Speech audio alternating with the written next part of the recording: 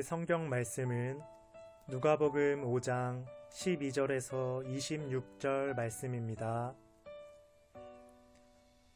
예수께서 한 동네에 계실 때 온 몸에 나병 들린 사람이 있어 예수를 보고 엎드려 구하여 이르되 주여 원하시면 나를 깨끗하게 하실 수 있나이다 하니 예수께서 손을 내밀어 그에게 대시며 이르시되 내가 원하노니 깨끗함을 받으라 하신대 나병이 곧 떠나니라.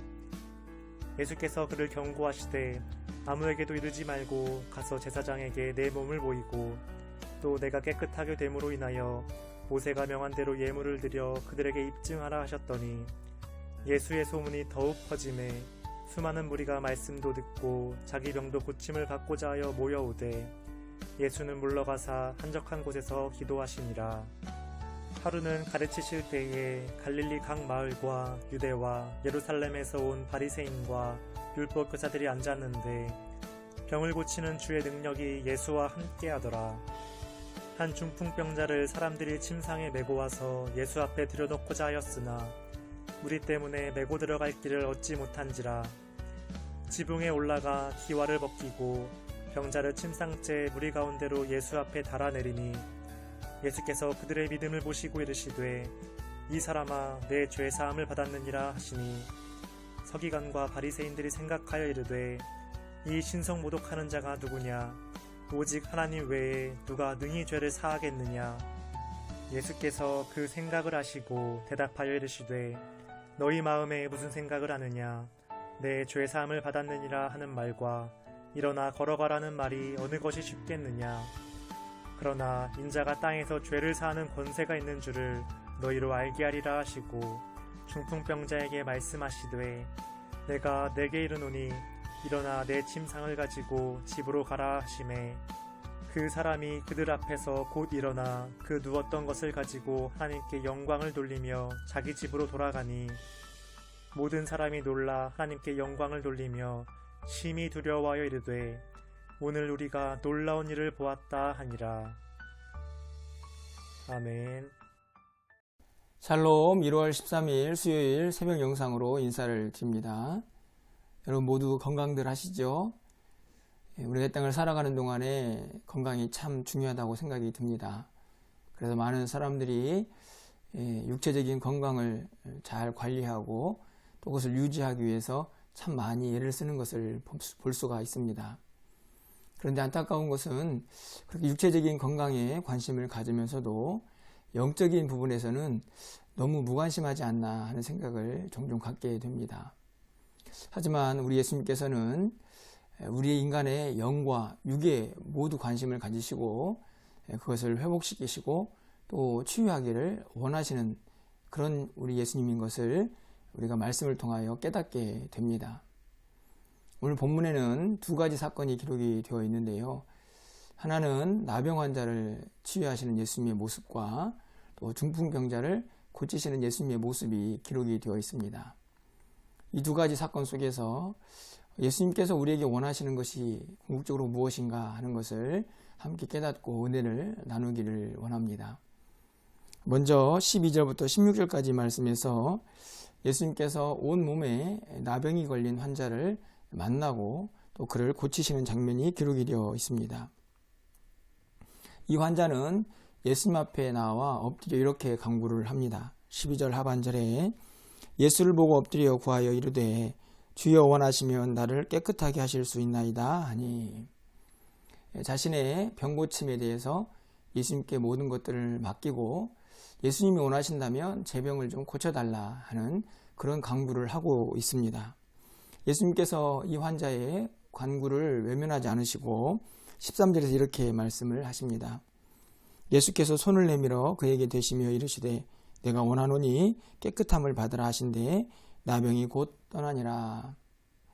온몸에 나병이 걸린 환자에게 예수님께서 손을 내미시고 그의 병을 고치고 있는 장면입니다.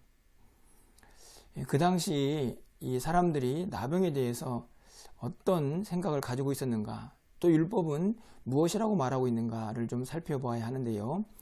레위기 13장 45절부터 46절까지 말씀입니다. 나병 환자는 옷을 찢고 머리를 풀며 윈 입술을 가리고 외치기를 부정하다 부정하다 할 것이요 병 있는 날 동안은 늘 부정할 것이라.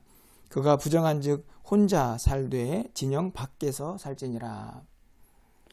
이 말씀을 보면 이 나병 환자들은 부정하다 부정하다 그렇게 스스로 외치면서 다른 사람들의 접근을 막아야 했습니다.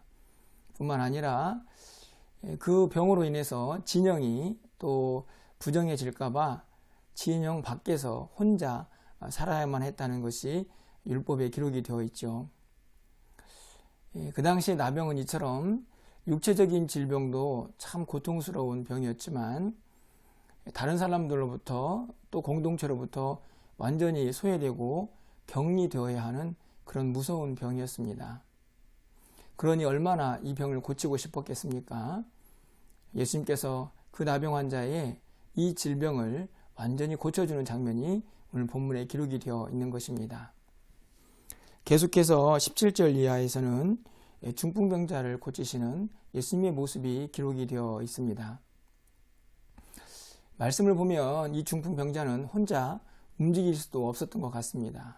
그래서 동료들에 의해서 침상째 그렇게 예수님 앞으로 나아오고 있는 모습이 기록이 되어 있습니다. 그렇게 예수님 가까이 왔지만 무리들이 너무 많아서 예수님 앞에 직접 나아가지는 못했습니다. 결국에 이 동료들은 지붕 위로 올라가서 지붕을 뚫고 침상째 이 중풍병자를 예수님 앞으로 내려보내죠. 19절 말씀입니다.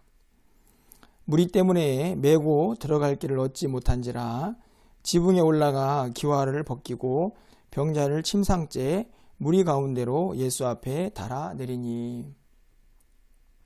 이 말씀을 보면 이 중풍병자도 또 그 동료들도 얼마나 이 환자를 고치고 싶었는가 하는 것을 알 수가 있습니다.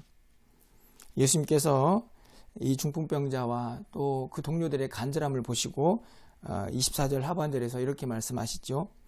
중풍병자에게 말씀하시되 내가 내게 이르노니 일어나 내 침상을 가지고 집으로 가라 하시매.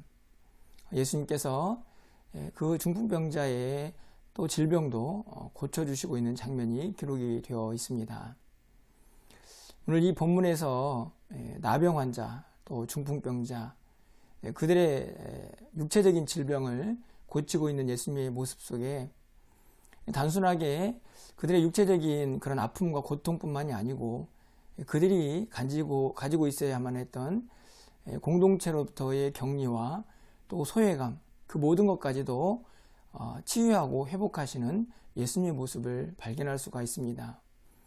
그들의 육체적인 질병의 해방과 병고침은 결국에 공동체로 그들이 다시 편입되고 공동체와 함께 또 그들이 살아갈 수 있는 또 자격과 또 그런 은혜를 입게 되었다는 말씀입니다.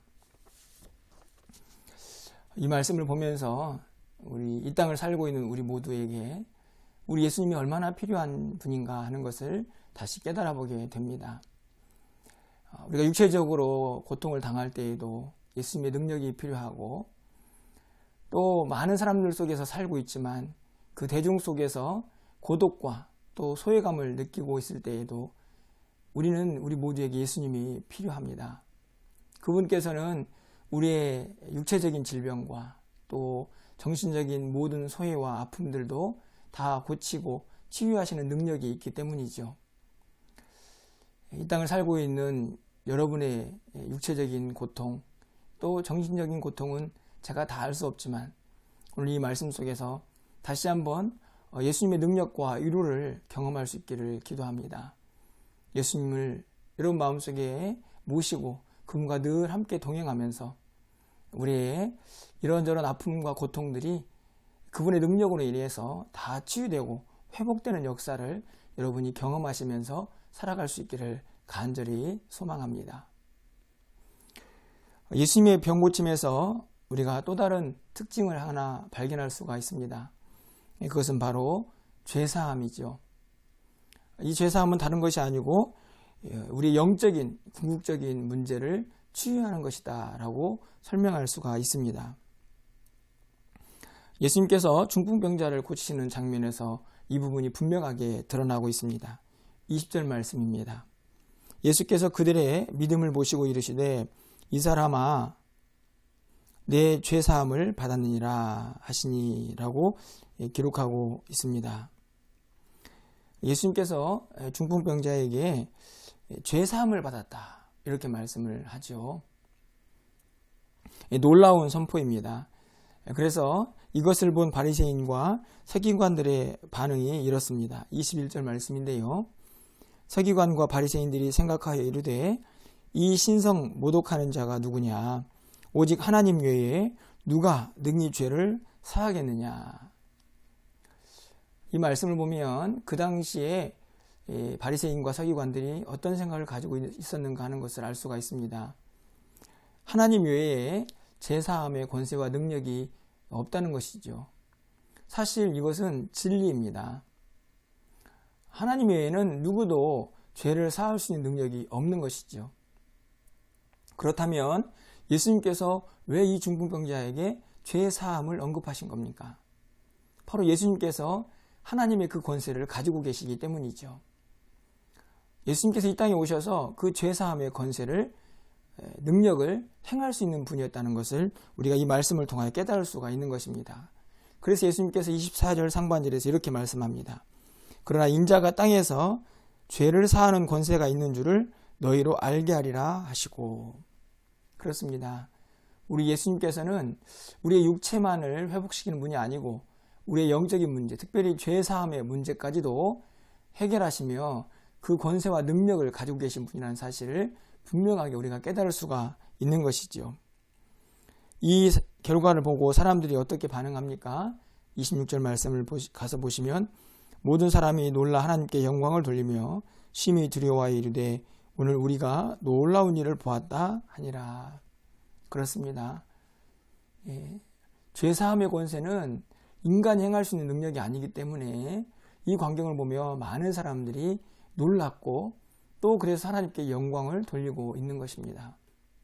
예수님께서는 이렇게 우리의 영적인 문제인 우리의 죄의 문제도 해결할 수 있는 분임을 분명히 말씀을 통하여 깨닫게 됩니다. 우리 모두가 이 능력과 권세를 이미 덧입은 사람들입니다. 그래서 우리도 예수님으로 말미암아 죄사함을 받고 또 하나님 앞에 담대히 나올 수 있는 은혜를 얻게 되었다는 것이죠. 그래서 우리도 그 능력 앞에 늘 감사하고 또 그 은혜를 기뻐하면서 하나님께 영광을 돌리며 살아야 한다는 말씀입니다. 이처럼 우리 예수님은 우리 모든 육체의 또 우리의 영적인 그런 질병과 아픔과 고통을 다 해결할 수 있는 분이라는 사실을 여러분이 꼭 기억하시면서 그 능력의 주님과 함께 매일매일 승리하며 살아가시기를 간절히 소망합니다. 마지막으로 한 가지 좀 살펴보고 싶은 것은요. 바로 예수님의 기도의 모습입니다.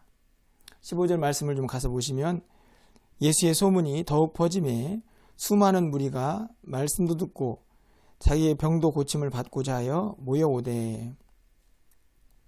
많은 사람들이 예수님의 소문을 듣고 모여들었습니다. 얼마나 바쁘셨을까요? 그런데 예수님께서는 어떻게 하십니까? 16절 말씀을 가서 보시면 예수는 물러가사 한적한 곳에서 기도하시니라. 바쁘고 많은 사람들이 몰려오는 과정 속에서도 예수님은 한적한 곳에 가서 기도하는 것을 멈추지 않으셨습니다. 이 말씀 속에서 예수님의 기도의 특징이 두 가지가 드러나고 있습니다. 하나는 바빠도 기도하시는 예수님, 그리고 또 한 가지는 위에서 살펴보았듯이 병 고치는 능력, 또 제사함의 권세와 그 능력이 있는 예수님이지만 그럼에도 불구하고 기도하신다는 사실입니다. 예수님은 이처럼 어찌 보면 기도가 필요 없는 하나님의 아들이셨지만 우리 모두에게 기도의 본을 보이고 계십니다. 바빠도 기도하고 능력이 있어도 기도해야 한다는 것이죠. 그런데 우리의 모습을 보면 가끔 이런 생각을 해보게 됩니다. 그렇게 바쁘지도 않으면서 기도하지도 않고 정말 능력도 없는 무능한 그런 연약한 존재임에도 불구하고 기도하지 않는 우리들의 모습이죠. 여러분은 어떠십니까?